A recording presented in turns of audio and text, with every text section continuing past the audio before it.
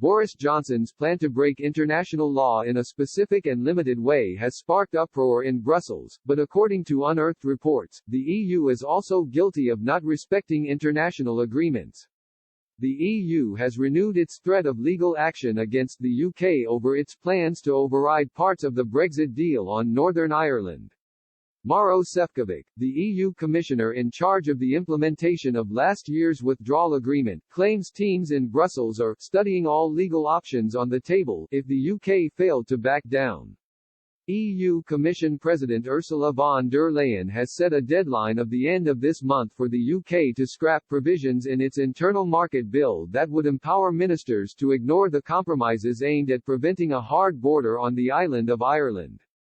The UK plans, defended by Prime Minister Boris Johnson as a safeguard against unreasonable behaviour by Brussels, cover key economic issues such as the application of EU state aid rules in Northern Ireland and the certification of exports travelling from the region to Great Britain.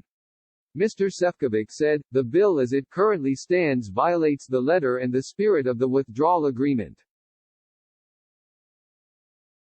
The EU official was speaking after a meeting of EU ministers in Brussels where France urged the European Commission to explore all avenues for countering the UK move, including going to the European Court of Justice.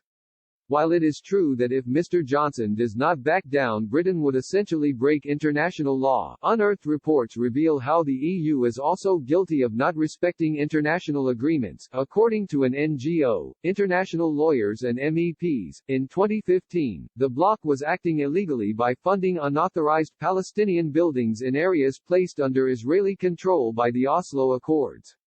More than 400 EU-funded Palestinian homes had been erected in Area C of the West Bank, which was placed under Israeli jurisdiction by the international agreement, to which the EU was a signatory.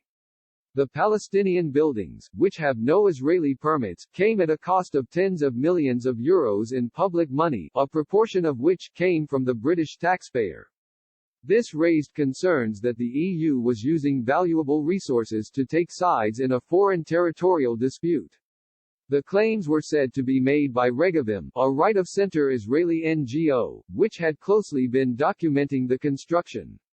Its findings were backed by senior international lawyers and 2 MEPs. However, Maja Kocijancic, a Brussels-based EU spokesperson, denied that this was happening.